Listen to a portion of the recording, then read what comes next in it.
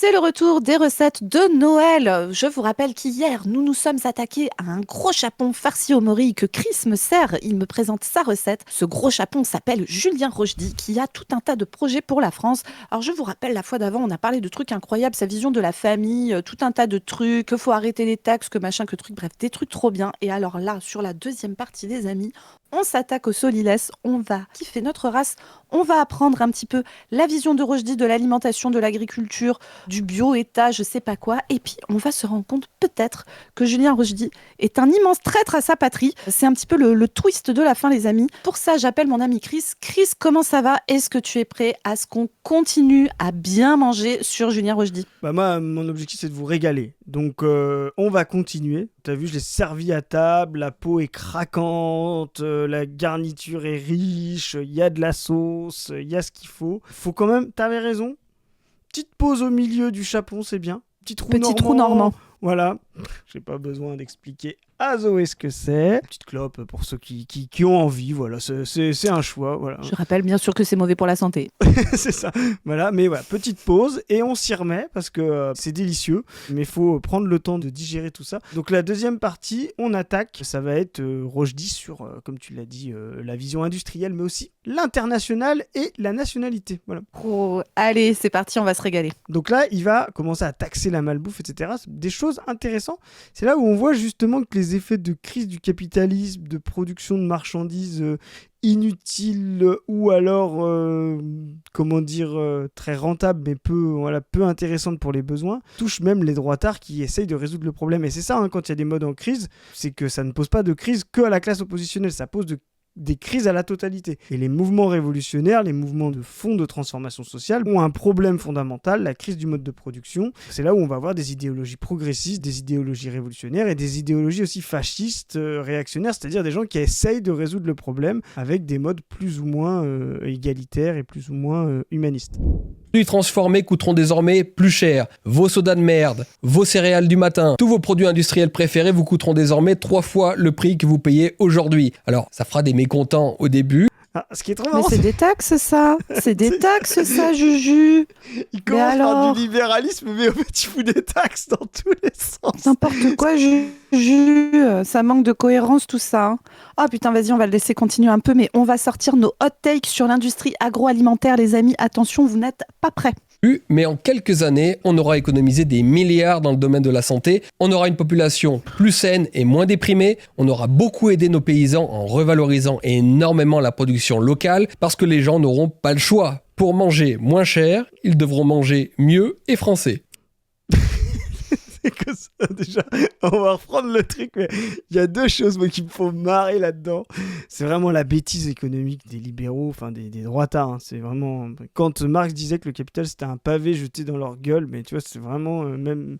Voilà. Donc, il commence par dire, on va libéraliser, on va faire en sorte que les gens, ils aillent investir dans l'entreprise, etc. On va enlever des impôts. Et après, il t'enquille une série d'impôts, tu vois. Et il oublie de rappeler que s'il y a des produits de merde, c'est pour fabriquer des marges que les investisseurs qui veulent pousser dans les entreprises veulent récupérer à un moment donné. C'est de la rente. Donc, effectivement, pourquoi il y a effectivement des gens qui tirent sur les coûts, qui tirent sur les marges, etc. C'est pour donner de la rente à leurs actionnaires à la fin. Donc, quand tu voudras que Jean-Michel, propriétaire de 10 Airbnb, les vende ou je ne sais quoi, peu importe, mais utilise ce capital qu'il aura dégagé pour aller dans l'entreprise, il va quand même, dans le monde capitaliste, demander de la rente, et cette rente pesant sur les forces productives, eh ben, ça pousse les gens à fabriquer des produits de merde, Juju, tu vois, c'est ni plus ni moins que ça, quoi. Et parce qu'en fait, Juju, c'est comme il vit dans le monde de oui-oui, il croit qu'il y a des méchants et des gentils. Et en fait, les méchants, ils se réveillent un matin, ils se disent « Oui, je vais aller faire de l'industrie agroalimentaire et je vais faire exprès de fabriquer des méchants produits qui rendent les gens malades. » Alors que non, en fait, si les produits qui sortent de certaines industries, je sais pas, vous prenez un pain au lait industriel, par exemple. Si ce pain au lait industriel est autant plein de sucre, de trucs, avec une farine pas ouf, etc., des trucs nutritionnels pas terribles, tu vois, beaucoup de conservateurs et tout, c'est que, en fait, c'est moins cher de fabriquer ça que de fabriquer un truc qui serait plus intéressant sur le plan nutritionnel, sur le plan gustatif et tout ça. Et donc, ils trouvent un arrangement entre comment produire un truc qui est le moins cher possible, donc pour pouvoir sortir une marge, tout en étant adapté au salaire des gens qui sont bas, et donc les gens ne peuvent pas dépenser beaucoup de thunes pour manger. Donc, la solution de en fait, on va garder le même niveau de prix pour les brocolis, les machins, les trucs. Mais par contre, on va faire que le pain au lait industriel va coûter, 40 € le kilo. Du coup, plus personne va acheter de pain au lait industriel. Oui, d'accord, mais en fait, Julien, je sais pas dans quel monde tu vis, mais en fait, ça ne va pas se passer comme ça. D'accord, ça ne va clairement pas se passer comme ça. Tant que ceux qui produisent de la nourriture ont pour intérêt de dégager le plus de marge possible. C'est ça qu'en fait, il oublie de produire, c'est que c'est même pas un intérêt, tu sais, qui serait tiers, c'est l'objectif premier. Fabriquer de la nourriture, pour eux, est un moyen, pas une fin. Voilà. Ils sont obligés, comme tu l'as dit, excuse-moi, je te coupe. Ils sont obligés, comme tu l'as dit, de convenir à des besoins, de convenir à un certain état de la demande en termes de besoins, en termes de capacité. Mais ils s'en tapent à la fin, tu vois. Ils s'en tapent. Et après, nous ici, on n'est pas des technophobes complets. Alors, je vous tease un peu, mais il se peut que nous parlions bientôt dans les formats longs du samedi de mouvements écolos très, très, très technophobes et tout, et qui sont en fait des mouvements hyper réactionnaires. Donc, on va développer ça dans ces endroits-là. Mais par exemple, l'industrie agroalimentaire, sur la notion de produits ultra transformés, etc. Faire de l'industrie agroalimentaire, c'est-à-dire utiliser des moyens techniques qui permettent de produire énormément de nourriture avec beaucoup moins de travail humain. En soi, mais ça permet de libérer un temps de fou à plein de gens, et notamment à plein de femmes, qui du coup vont faire autre chose de leur vie que de passer leur temps à faire de la bouffe. Je vous dis ça parce qu'il n'y a pas longtemps sur Twitter, je suis tombée sur une vidéo d'une états-unienne, je pense, anglo-saxonne en tout cas, mais états-unienne je pense, qui, dans une grande cuisine de bourgeoise, avec des ustensiles de bourgeois et tout, dit ma fille voulait des... Ah, je précise, la vidéo, moi ça m'a choqué, la taille qu'elle a, elle a une espèce... Oui. Elle a une espèce de corset. Très peur. Oh là là. Non, mais il y a toute une esthétique qui est travaillée pour plaire sur les réseaux et tout ça. Et elle dit, voilà, ma fille voulait des colliers, vous savez, les petits colliers de bonbons, là. Mais c'est pas sain. Donc, du coup, je l'ai fait moi-même. Et donc, elle explique qu'elle fait une meringue, qu'ensuite, elle en colore un peu en rose, un peu en violet, qu'elle fait des tout petits cercles pour faire des perles, que ça lui prend 4 heures. D'accord. Qu'ensuite, elle les fait cuire, qu'elle les enfile et qu'elle file le bracelet à sa fille et que comme ça, sa fille a des bonbons sains, etc. Mais des os. Mais pour toutes les femmes de cette planète qui ne sont pas des énormes bourgeoises Instagram qui ont ce temps, en fait, on a envie que nos gosses puissent avoir des petits colliers de bonbons sympas, sans qu'on y passe 5 heures, en fait. Et je dis ça, là, c'est l'exemple des colliers de bonbons. Alors, on pourrait se dire, voilà, il faudra plus jamais que les enfants mangent un truc sucré dans leur vie et tout. Alors, il faut être mesuré. Mais peut-être que de temps en temps, on peut manger un truc sucré, un gâteau, un machin. Enfin, vous pouvez trouver des trucs qui sont des bombes caloriques absolues et qui sont faits maison. Vous faites un brownie fait maison avec du beurre et du sucre et machin, mais c'est ultra calorique. Et la question n'est pas de dire qu'il y a des aliments qui sont absolument interdits. Et d'ailleurs, ça, les diététiciens et diététiciennes basés, qui ne sont pas complètement zinzin, vous expliquent que mettre des interdits complets sur certains aliments, en fait, ça renforce notamment des phénomènes de troubles du comportement alimentaire, etc. Donc, la question n'est pas de se dire c'est interdit de manger de la pâte à tartiner chocolat noisette. La question est de se dire quelle est la fréquence à laquelle tu en manges, quelle est la dose que tu manges, etc. Mais tu n'es pas obligé de t'interdire des aliments, de t'interdire... Est-ce que Julien Rochdy est pour interdire la charcuterie, par exemple ? La charcuterie, c'est extrêmement gras, extrêmement salé, ça peut favoriser les cancers du côlon, ça favorise les accidents cardiovasculaires, etc. Oui. Pour autant, c'est pas vrai de dire qu'un saucisson artisanal, c'est tout à fait sain pour la santé, alors qu'un saucisson dit industriel, alors il faudrait qu'on développe sur ce que c'est la différence entre artisanal et industriel, mais sur un plan purement nutritionnel, dire un produit ultra transformé est forcément dangereux, ça dépend. Ça dépend de comment on le fait. Et donc, cette industrie qui permet de faire de la bouffe avec moins de travail humain, donc de libérer du temps à tout le monde, et donc de libérer du temps aux femmes, parce que je vous rappelle que c'est les femmes qui sont dévolues en grande partie à faire à manger pour toute la famille et tout à la maison. Ces industries-là, si c'était des industries collectivisées, où on avait la main sur l'appareil de production, où c'était les travailleurs eux-mêmes qui décidaient comment ils produisent, dans quelles conditions, avec quels ingrédients, quel type de recettes, etc. Et qu'ils n'avaient pas pour objectif de faire de la plus-value, mais qu'ils avaient pour objectif de produire de la bonne nourriture, en bonne quantité, pour tout le monde. Ça ne serait pas un problème qu'il existe des industries. Moi, je suis désolée, mais et là, je le dis vraiment à la gauche, à nos amis de gauche, je comprends pourquoi on en arrive à dire voilà, il faut du local, il faut des produits pas transformés, bruts, etc. Mais comprenez que ce n'est pas ça une pensée progressiste de la nourriture. Désolée, mais une vraie pensée progressiste de la nourriture, ça serait de se dire il y a des gens qui ne peuvent pas, en l'état actuel des choses, manger correctement parce qu'ils n'ont pas accès à de la place pour cuisiner, parce qu'ils n'ont pas le temps, parce qu'ils ne savent pas faire, parce que c'est trop cher, parce que tout ça. Et donc, on pourrait penser des systèmes collectifs de production de nourriture et des systèmes collectifs de cuisine aussi, qui permettent à tout le monde d'avoir accès à de la bonne nourriture, variée, de bonne qualité, où dès l'enfance, on commence à expliquer aux enfants, ça pourrait être des trucs qu'on fait à l'école, par exemple, d'apprendre à cuisiner des légumes, des carottes, des machins, de voir qu'en fait, le même légume, cuisiné de plein de manières différentes, il peut avoir des goûts différents et que c'est pas parce que les carottes râpées, t'aimes pas ça, que tu vas pas aimer les carottes Vichy ou que tu vas pas aimer une soupe de potiron avec de la Alors, carotte je crois dedans. que les carottes Vichy, il aime bien ça, Rochdy. Oui, c'est ça. Ce que je veux dire, c'est que penser que la solution politique à l'alimentation, et on n'a pas encore parlé de sécurité sociale alimentaire, mais en fait, le fond du problème, c'est ça, c'est démarchandiser l'alimentation pour que tout le monde puisse y avoir accès en bonne qualité. Et sans s'interdire le fait que, parfois, faire de la grande échelle, faire du collectif, ça permet non seulement de faire des trucs de bonne qualité, si c'est ça l'objectif de l'industrie en question, mais en plus, ça permet de libérer du temps à tout le monde, et notamment aux meufs. Donc c'est un enjeu de lutte des classes, et c'est un enjeu féministe de penser ces trucs-là. Le truc de chacun, le retour à sa petite machin. Et après, si vous aimez faire à manger chez vous, mais force à vous, moi j'adore faire à manger, il n'y a pas de souci.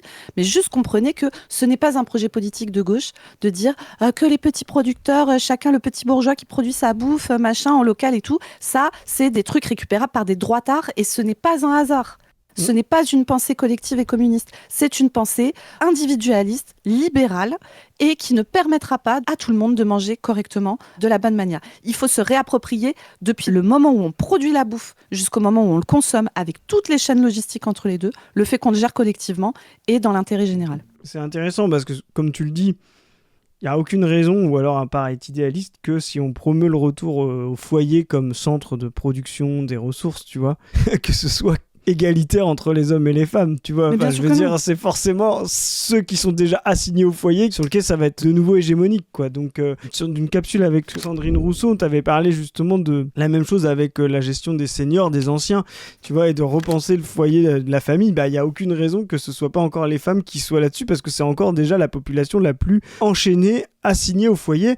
Et il faut prendre un peu de recul. C'est en train de se libéraliser ou de s'individualiser sur le plan du centre de l'impérialisme et du capitalisme, que sont les pays occidentaux. Mais je veux dire, c'est encore un mode extrêmement libéral, archaïque sur la périphérie, quoi. Donc ça va forcément peser sur les femmes de manière extrêmement violente, quoi. Mais je pense pas que ça gêne Rochdy, en fait, hein, mais c'est plutôt comme son projet politique. Donc oui, moi ce qui me gêne, c'est que ça soit des gens de gauche qui tiennent ce discours. Ça me gêne. J'ai entendu à nos amis, comme tu l'as dit. De fou. C'est ton côté insurrection qui vient, comité invisible, oui, Zoé, voilà. Mais effectivement, il y a ce truc-là, et on le rappelle, moi je rappelle aussi, tu parlais de l'agroalimentaire, c'est aussi des connaissances sur la capacité de transformation, etc. Ce qu'il faut comprendre, c'est que les connaissances qu'on a accumulées, notamment pour faire de la marge, de la rentabilité, comme tu l'as bien précisé tout à l'heure, c'est aussi des connaissances qui peuvent servir en termes de productivité pour faire en sorte qu'on puisse utiliser moins d'eau, utiliser moins de mètres carrés de terre pour pouvoir avoir plus de production de blé.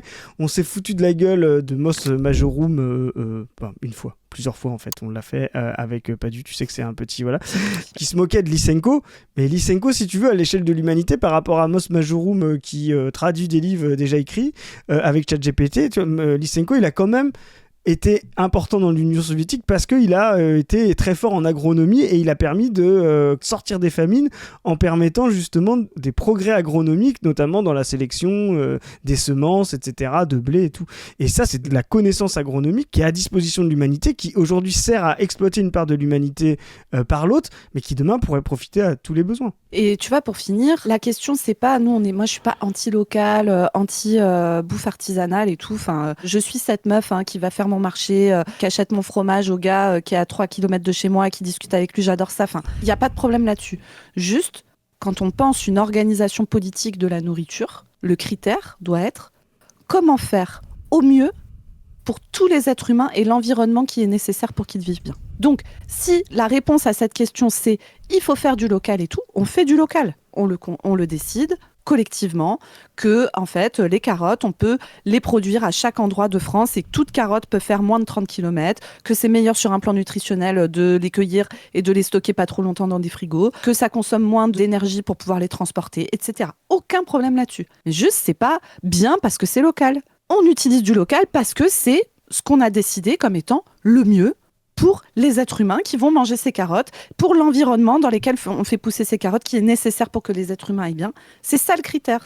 C'est pas un espèce de truc de la nature au-dessus de tout et après tout ce qui est naturel c'est mieux et tout ça c'est des trucs de droitard. Et s'il s'avère que sur un plan écologique, de consommation d'énergie, d'utilisation du nombre de terres arables, de machin, de trucs, c'est mieux de centraliser la production de carottes et de les faire passer dans une usine. Alors il se trouve que la monoculture et tout, on le sait maintenant, a tout un tas de problèmes écologiques, tu vois, de ravageurs, de machins, pose des problèmes pour les sols et tout. Donc ce n'est pas le cas, mais imaginons que ça soit le cas.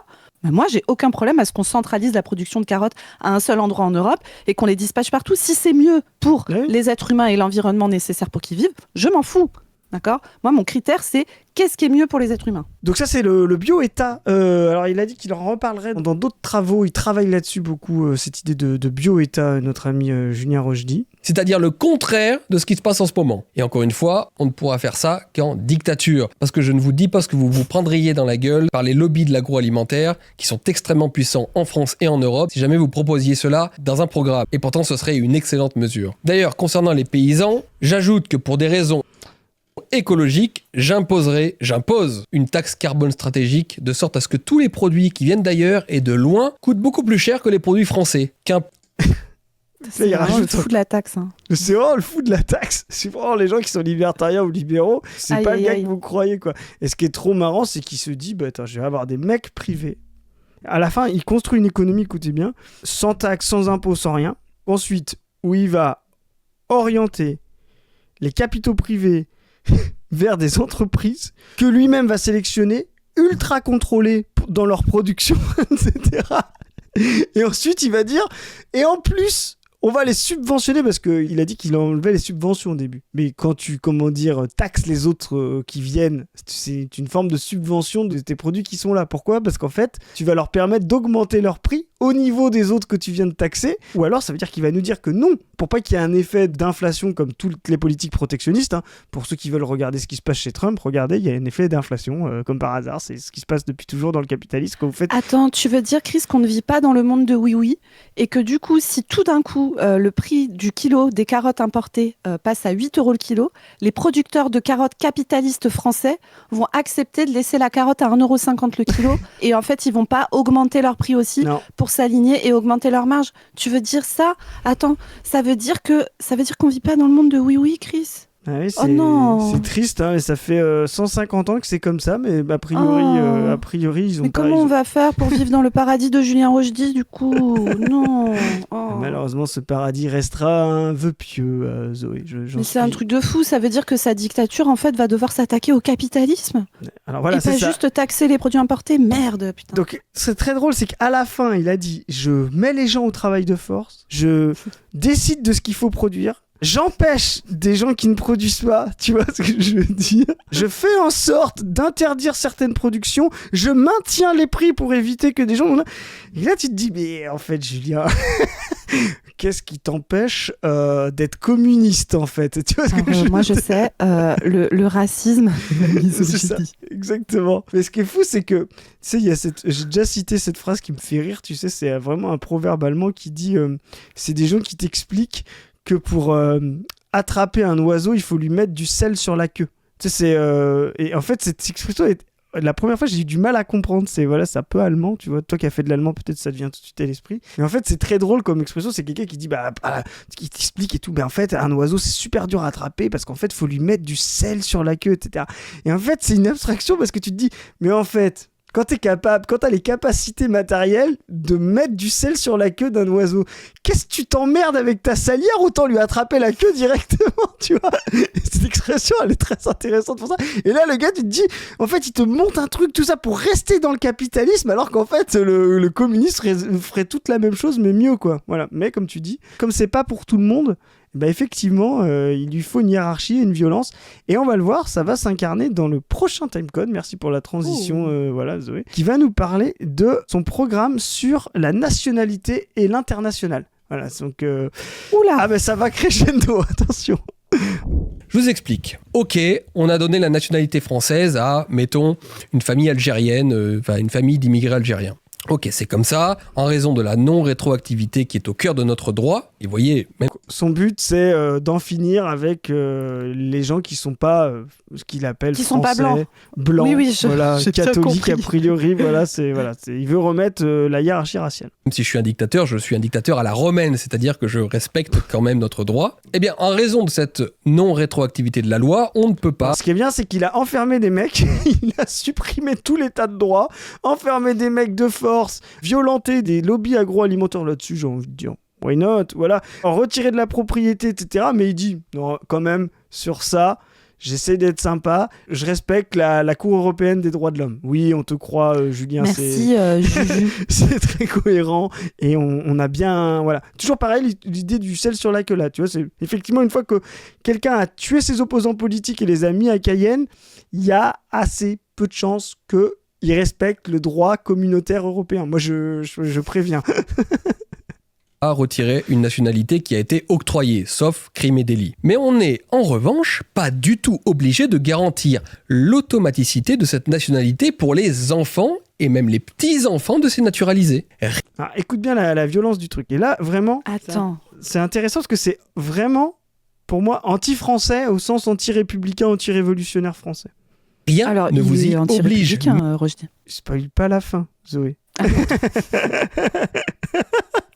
Je sais que tu Excusez-moi. connais, je sais Pardon. que tu es docteur S. Rochdi, mais tout Ah le monde oui, ne moi l'est pas. je suis jujulogue, figurez-vous. Même dans le droit européen, figurez-vous, j'ai vérifié. L'Union européenne... J'ai vérifié. Actually. C'est vraiment ce smiley, quoi. Il manque les J'ai lunettes. vérifié. européenne ne pourrait rien faire contre ça, contre la suppression de cette automaticité. Et même d'ailleurs si elle s'y opposait, elle ne pourrait rien faire du tout parce que l'Union européenne ne peut rien faire contre la France. Je vous expliquerai tout ça. C'est là, il commence à se dire, mais en fait, qu'est-ce que je m'emmerde avec le droit européen. En fait, Saint-Balek. Non mais c'est pour te dire le tartarin que c'est ce gars, quoi. Le fanfaron que c'est, quoi. Il commence par te dire, j'aurais bien réfléchi, j'ai étudié le droit, et comme je respecte le droit, je suis un dictateur à la romaine, puis à la fin il dit... Et puis même si elle s'en fout, mais qu'est-ce que tu nous dis, tu vois? Il n'y a aucune cohérence. Il s'en fout, Juju, il a été nommé ici par des militaires de Saint-Cyr, on a dit. C'est ça. Juju, tu sais, c'est un gars, il demande ton avis, mais en fait, il prend son avis à lui de base, il voulait juste que tu sois d'accord avec lui, quoi. Tu vois, c'est... Voilà. Un jour dans une autre vidéo, mais la phrase qu'on entend tout le temps, on ne peut rien faire si on ne sort pas de l'Union européenne, c'est complètement bidon. Si vous ne me croyez pas, abonnez-vous.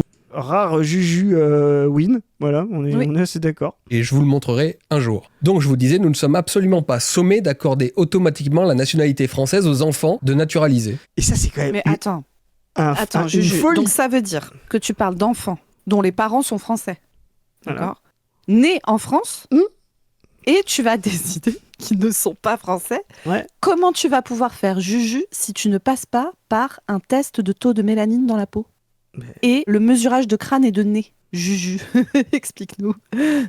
C'est ça, c'est exactement ça. Alors, je pense que ceux qui ont la double nationalité, il va s'en servir de manière administrative comme ça. Mais alors, ceux qui n'ont plus la double nationalité, mais vraiment, je ne sais pas du tout comment c'est. Et effectivement, là, on va vers... J'ai envie de dire le nazisme, voilà, des tests biologico-phénotypiques, des cartes de arianisme, etc. Enfin, vraiment, ni plus ni moins que ça. Et ce qui est trop hallucinant, c'est que c'est vraiment la réaction au sens anti-révolution française.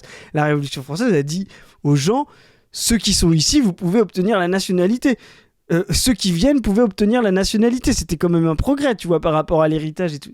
Lui, il fait l'inverse. Il dit ceux qui sont ici ne pourront plus l'avoir. Tu vois, enfin, vraiment, c'est mais d'un anti-humanisme totalement, mais absolu. Et là, on est vraiment clairement. Et des fois, on rigole. Mais là, on est dans le nazisme. Là, on est dans le nazisme. Sachant que, alors je vais voir s'il en parle après, mais Julien Rochdi est une personne qui n'a pas vraiment de vision républicaine et toute la France. C'est vraiment un mec qui a une vision ethno-raciale.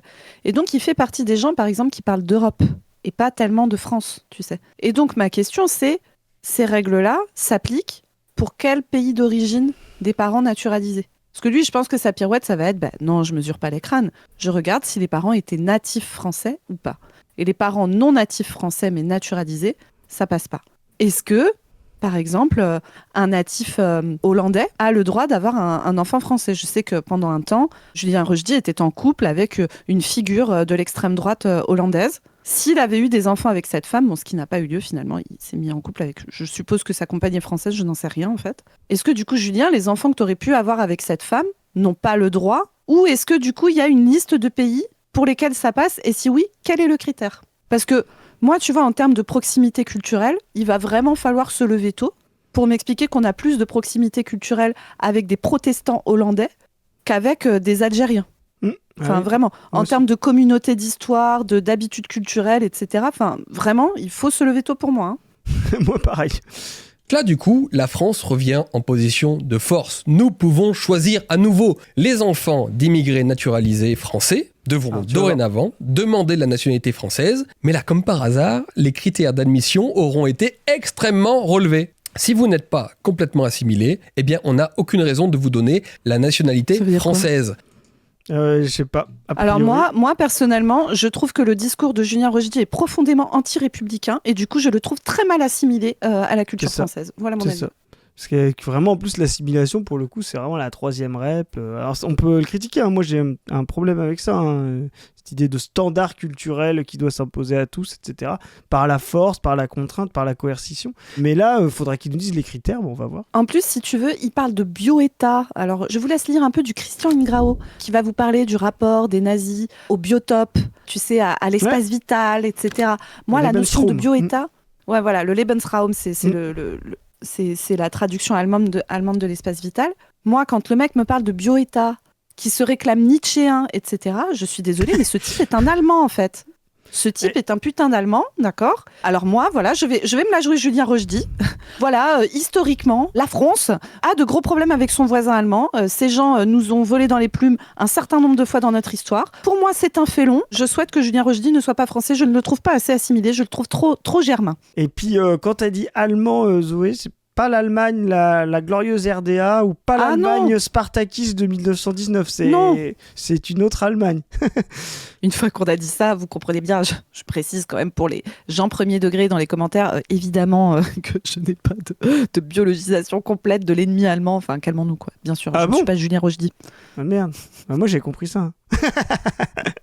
Communautaire, par exemple, une sorte de carte verte à l'américaine améliorée pour les enfants et les petits-enfants d'immigrés naturalisés qui travaillent, qui respectent la loi et qui ont à cœur de s'intégrer. Ils peuvent donc parfaitement rester sur le territoire, avoir des droits, mais ils ne sont pas pleinement citoyens français. C'est ça qui est génial, c'est que du coup, alors maintenant, il y a les gens qui vont pouvoir rester là, être intégrés. Alors, ils passent de assimilation à intégration, je sais pas pourquoi, voilà. Mais jamais ils pourront avoir la nationalité, ces gens-là. Donc, tout le temps, ils resteront des citoyens de seconde zone. Donc là, vous avez vraiment... Il y a des gens qui critiquent l'universalisme à juste titre dans son rapport suprémaciste et, comme on l'a dit tout à l'heure, comme standard coercitif, d'obligation à des pratiques culturelles. C'est tout à fait légitime. C'est une vraie critique qu'on peut faire d'un humanisme dévoyé par la bourgeoisie. Mais quand vous critiquez l'universalisme en soi et pas son application concrète, vous voyez, vous êtes dans la réaction. Et là, typiquement, c'est ce qu'il fait là. Il dit il y a un relativisme absolu entre les individus. Il y a des fractions au sein de l'humanité fondamentale qu'il faut préserver. Ces fractures-là qu'il ne faut surtout pas atténuer.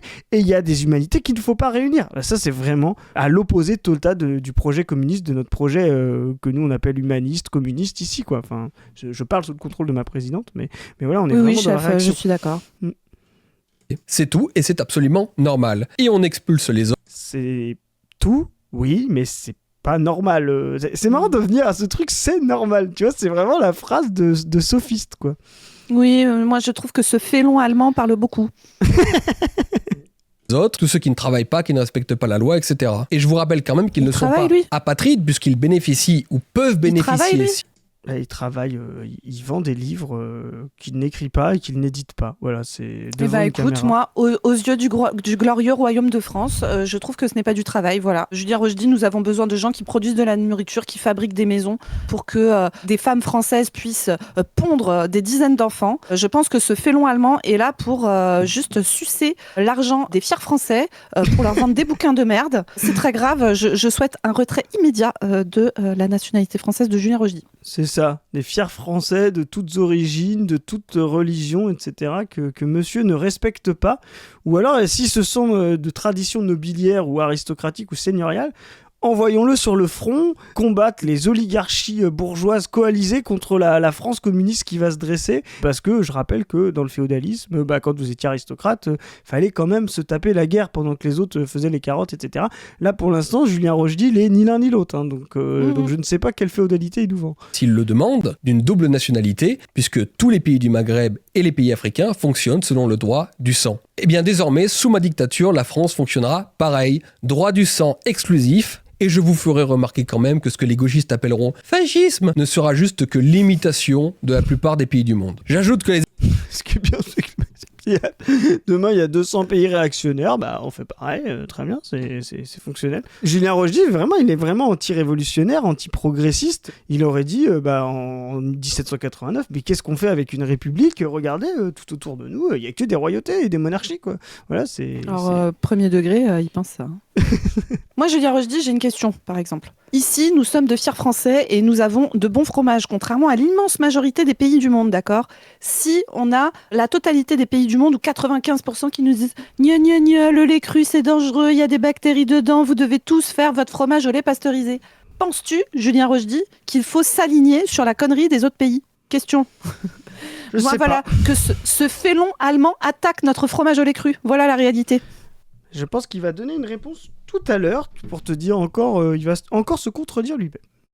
Les associations pro-migrants ayant été toutes dissoutes, les criminels ayant été systématiquement envoyés. Les associations pro-migrants, alors moi j'aimerais bien savoir de qui parle Julien Rochdy. Est-ce que Julien Rochdy parle des gens qui utilisent tout leur temps associatif, bénévole, etc. pour faire en sorte que des êtres humains, je sais pas, ne crèvent pas au milieu de la mer ou ne dorment pas avec des enfants en bas âge dehors alors qu'il fait -4 ou ne soient pas aux mains de trafiquants qui font de la traite d'êtres humains, etc. Est-ce qu'il parle d'eux ou est-ce qu'il parle, par exemple, des agriculteurs qui font venir en masse de la main-d'œuvre pas chère, corvéable à merci, en les faisant vivre dans des conditions dégueulasses et en les esclavagisant pour pouvoir travailler dans les champs. Ces mêmes gens qui ont demandé à Giorgia Meloni, qui est arrivée en faisant comme Julien Rochdy, ouais, franchement, il y en a marre, il y a trop des gens, ils sont pas des blancs, c'est horrible, l'immigration c'est terrible et tout, et qui au bout de 2 semaines, t'as tous les patrons agricoles qui sont venus toquer à sa porte en lui disant non, mais nous en fait on a besoin de nos esclaves, d'accord ? Donc tu vas accepter qu'il y ait 600 000 personnes chaque année qui rentrent pour qu'on puisse les esclavagiser dans les champs. Est-ce que Julien Rochdy parle de ces gens-là ? Est-ce que Julien Rochdy parle, par exemple, de la coordination rurale du Lot-et-Garonne qui avait décidé de choisir pour cible l'inspection du travail et la caisse de sécurité sociale agricole, c'est-à-dire la MSA ? Parce que, c'est quand même un petit peu chiant qu'on vienne vérifier que les gens qui travaillent chez toi sont payés correctement, dans des conditions dignes et sont en situation régulière, etc. Donc voilà, moi je veux savoir, est-ce que Julien Rochdy, dans son attaque aux gens pro-migrants, compte les patrons agricoles ? On veut savoir. Je ne pense pas qu'on saura, mais la question mérite d'être posée. Envoyés travailler en Guyane, on aura aussi passé des partenariats d'amitié et de coopération renouvelés avec les pays du Maghreb et d'Afrique, parce que le but c'est pas du tout d'être en guerre avec eux, au contraire, C'est la bonne idée de commencer par ça pour renouveler des... renouveler des partenariats. Des grands pactes d'amitié avec tous ces pays. Je veux arrêter avec la France-Afrique, le franc CFA, les ingérences militaires, la francophonie, etc. Tout ça, c'est terminé. Je ne veux plus qu'on accuse la France de néocolonialisme. Ça, c'est intéressant, c'est bien, en fait, mais c'est complètement débile quelque part. Sur le papier, c'est très bien, moi je valide, et si demain tous les droitards étaient d'accord avec ça, sur le papier, ce serait déjà une avancée. Mais en fait, ce qu'il comprend pas, c'est que tout le mode économique qu'il a balancé avant dépend justement du franc CFA, de l'impérialisme en Afrique et tout, tu vois, il a besoin d'ouverture des frontières, de partenariats communs, de mutualisation des ressources, etc., pour pouvoir sortir du franc CFA. Tant qu'il voudra faire une grosse nation française capitaliste qui fonctionne, il sera obligé de s'appuyer sur l'exploitation du Sud, et des périphéries de l'impérialisme, quoi. Donc c'est assez amusant, mais c'est marrant qu'il parle de ça parce que c'est un truc un peu, tu sais, qu'on trouvait dans le soralisme et tout, cette idée de relativisme qu'on a dit précédemment, et à la fin ça donne ah non mais nous on n'est pas impérialiste, on est chacun chez soi et les vaches seront bien gardées. Oui, mais ça ne fonctionne pas comme ça en fait. Soit vous êtes capitaliste et vous êtes tendanciellement obligé de vous étendre et d'oppresser une certaine partie, soit vous êtes, si vous voulez avoir une économie totale, fonctionnelle, à l'échelle équilibrée, vous êtes obligé d'aller dans le communisme, mais vous ne pouvez pas avoir l'un sans l'autre, quoi. Je suis un patriote cohérent, je veux que chacun soit chez soi libre, avec ses ressortissants, dans une vraie égalité sur le plan international et avec un commerce équitable. Et ça Mais Max Havelaar. Juju, Max raciste. Havelaar. Bon voilà, et donc c'est la relation internationale de bon sens paysan de Julien Rochdy, chacun chez soi et on est tous copains et on fait du commerce. Vraiment c'est assez ridicule, c'est vraiment mignon en vrai. c'est enfantin C'est quoi. mignon. C'est enfantin si. Ouais. C'est vraiment les jeunesses hitlériennes quoi. Et des enfants et des nazis en même temps, tu vois, c'est un peu la même chose quoi. Alors, on va conclure par tout ça, parce que voilà, c'était déjà très, très riche tout ça. Donc, on va faire la conclusion ensemble de Julien qui, après 10 ans, qu'est-ce qui se passe ? Il a tout fait, il a tout résolu. Donc là, on arrive à la meilleure partie du chapon. Zoé, voilà, la fin. C'est vraiment la meilleure partie des plats comme ça. Là. C'est très bon. Hein. Le suprême, la cuisse. On peut discuter le solidless, voire le foie. Je sais que tous les deux, on a cette... Voilà, Mais là, c'est vraiment la fin. Là, quand t'as presque plus faim, puis que tu prends un bon pain, puis que tu sauces la sauce, et puis il y a la sauce, et puis un peu le gras du chapon. Voilà, donc... Ah ouais, infusé au mori, là. Voilà, tu vois, là, t'as tout, quoi. Voilà ce qu'il va nous dire. De notre bon vivre français enfin retrouvé. Je peux donc, en bon dictateur aimé de son peuple, m'attaquer à la décentralisation, refaisant nos vieilles provinces, instaurant une vraie démocratie locale, une démocratie beaucoup plus importante car je crois à la démocratie locale. Je fais donc en sorte de... Ce qui est marrant, c'est que du coup... il est pour refaire la France, pour défaire la France. Et du coup, en fait, il a dit sauver la France, la nation, machin, qui est un héritage de la Révolution française et effectivement qui a été dévoyé dans le nationalisme bourgeois. Les deux sont consubstantiels. Mais en fait, il a dit France, bon vivre français, etc. Puis à la fin, il va dire ah bah non, en fait, maintenant, on va faire chacun les régions à l'ancienne, etc. Et tu vas voir, il va aller plus loin dans le truc de refaire la France pour défaire la France. Et je trouve que c'est vraiment le slogan de ce qu'il raconte, refaire la France pour défaire la France. Voilà, c'est... de libérer les gens de Paris et de la centralisation qui nous a tant coûté. Et voilà, donc là, il veut faire les lenders, hein, c'est ça ? C'est ce que t'as entendu, Zoé. C'est un Allemand, je vous dis.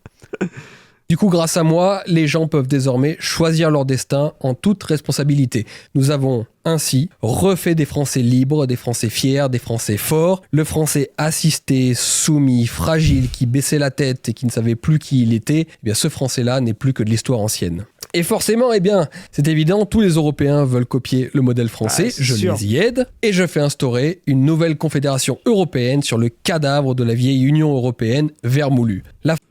Ça fait très très envie, hein. Plein de lenders capitalistes avec de la démocratie locale. C'est littéralement le rêve de Ursula von der Leyen. C'est ça, c'est exactement ce genre, mais Juju, mais moi, tu vois, autant maintenant il est à peu près acté que Raphaël Glucksmann est un agent de la CIA, mais toi, t'es vraiment un agent allemand, je maintiens. C'est quoi cette dinguerie ? Luxembourgeois, moi je dirais pire qu'allemand. T'es un agent luxembourgeois.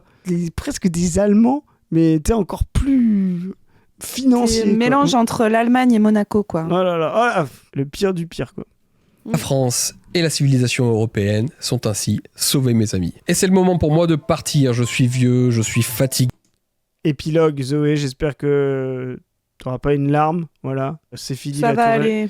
Il a tout restauré. Et j'ai donné ma vie à la France. Le dictateur que je suis a fait ce qu'il fallait faire. Et tel un Sylla qui, lui, aurait réussi, je m'apprête à rendre le pouvoir aux Français. Or, il se trouve que j'ai choisi mon héritier à la manière d'un empereur romain. Comme par hasard, il s'agit du descendant légitime des Bourbons que j'ai pris. Mais ce mec déteste la France, mais c'est pas possible. Je t'ai dit, la chute est folle. Juju, écoute, nous on est communistes, mais apparemment on connaît mieux le royalisme que toi. Mais oui, non mais... Donc c'est vraiment... Quel débile. Il se voit vraiment, tu vois, genre, dans une truc romaine, c'est sur la dictature romaine, là, comme César, face à Rome en proie à la destruction, pour justement prendre le pouvoir plébéien et ensuite le rendre, voilà. Donc là, il fait ça, et puis il le rend à qui ? Donc il a dit à l'héritier du trône, normalement. Comme disent les légitimistes, il n'y a pas de prétendants, il y a que des héritiers. Et donc il le donne à Louis XX. Voilà, alors attention, on va voir. Pris sous mon aile et que j'ai patiemment formé. Je suis le monk national. Alors, juste pour... Déjà... Louis XX, il est plus vieux que lui. Il vit dans des trucs, tu vois. Il va être pris sous l'aile de Julien Rochdy. Il va être content de ça, tu vois. Mais donc Louis XX fait partie de la famille Borbone. Hein. C'est un descendant des Bourbons français, de Louis XIV.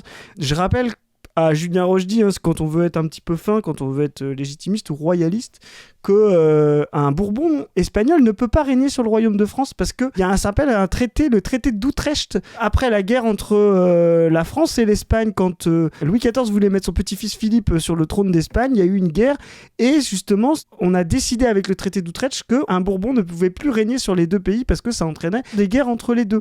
Voilà, donc tu veux remettre la royauté en tant que légitimiste à un Bourbon, mais tu ne sais pas que la légalité monarchique traditionnelle t'en empêche. Donc moi je pense que t'es un tartuffe même dans la monarchie et dans le légitimisme. Voilà, donc vivement qu'il aille couper du bois dans la forêt, lui, hein, qu'il soit un petit peu utile, parce que tout ce temps d'oisiveté passé à lire pour ne rien comprendre, même à son propre camp politique, c'est quand même terrible, quoi. C'est ça. Moi je maintiens, c'est un Allemand, hein. Je propose aux Français de les lire par plébiscite. Je lui fais signer d'abord une charte, une grande charte lui imposant de respecter les libertés locales et nos racines culturelles, et la monarchie. C'est bien. Ok, juste pour info, il parle du chartisme, c'est drôle, parce que c'est vraiment l'histoire de l'abolition de la monarchie. Hein. Il y a eu des chartes qui ont été signées au Royaume-Uni, alors la monarchie n'est pas tombée, mais elle a perdu son pouvoir. Et en France, on a eu, c'est dommage, hein, on a eu aussi une charte signée par Charles X, qui avait signé la charte pour revenir après la Révolution française à la Restauration. Tu sais ce qu'il a fait, du coup, Zoé ? Ben, il s'est assis dessus, dis donc. Oh non, mais en 1830, il a fait ça. Tu vois, mais vivement que le pays de oui arrive, Chris, il y en a marre de ces gens. En fait, ils font des trucs en fonction de leurs intérêts et pas en fonction de ce qu'on leur avait dit qu'ils avaient promis, juré, craché qu'ils allaient faire.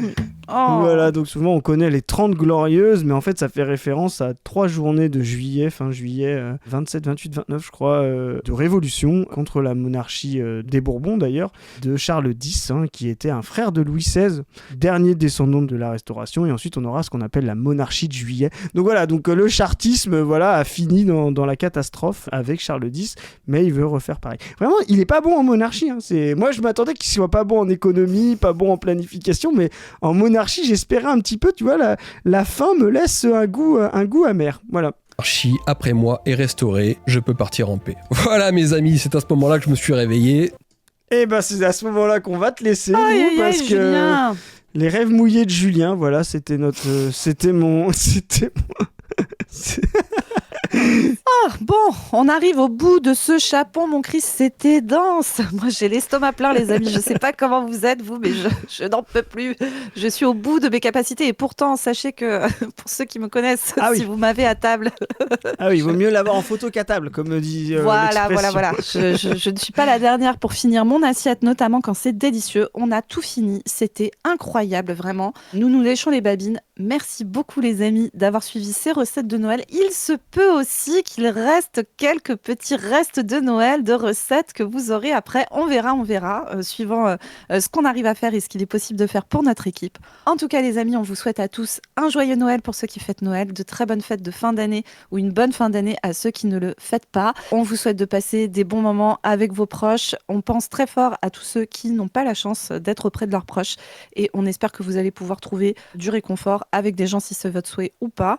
Et on pense très très fort à quand le communisme viendra, où on pourra tous passer des bons moments collectifs, où la très bonne bouffe sera accessible pour tout le monde en abondance et ça sera incroyable. En attendant les gars, on lâche rien, on continue à se battre très très fort pour que ça arrive un jour. On vous rappelle que vous pouvez réserver votre vendredi 20 février au soir car nous préparons un événement sur Paris dont pour l'instant nous ne pouvons pas trop vous parler, mais vous pouvez save the date comme on dit aux États-Unis. Outre-Manche. Voilà, tout à fait. Ou au UK aussi, effectivement. Voilà. Vous pouvez également soutenir le travail de notre asso sur le Tipeee que vous voyez ici, car pour 2026, nous vous préparons des trucs, les amis. Personne n'est prêt, nous ne sommes pas prêts, vous n'êtes pas prêts, personne. Ça va être incroyable et ça, c'est grâce à votre soutien, donc merci beaucoup. Vous pouvez vous abonner à cette chaîne, la partager autour de vous si vous pensez que ça pourrait plaire à d'autres gens pour aller marxiser les masses. Vous pouvez vous abonner à nos réseaux Insta, Twitter et nous y suivre. Vous pouvez aller sur les autres chaînes de La Brèche, les chaînes perso, la chaîne On ne veut plus. Moi, je précise un petit truc sur s'abonner à la chaîne et à la partager, etc. On est proche des 100 000 abonnés. Il n'y est pas encore, mais... On approche des 90 000, voilà, donc pas loin des 100 000, voilà, donc objectif 100 000 rapidement, donc partagez la chaîne pour atteindre les 100 000. Tout à fait, objectif 100 en 2026, let's go. Bon, et bah écoutez, sur ce les amis, on lâche rien. On vous souhaite une bonne année 2026 qui arrive. Et à plus tout le monde, salut. Salut les gens. Salut.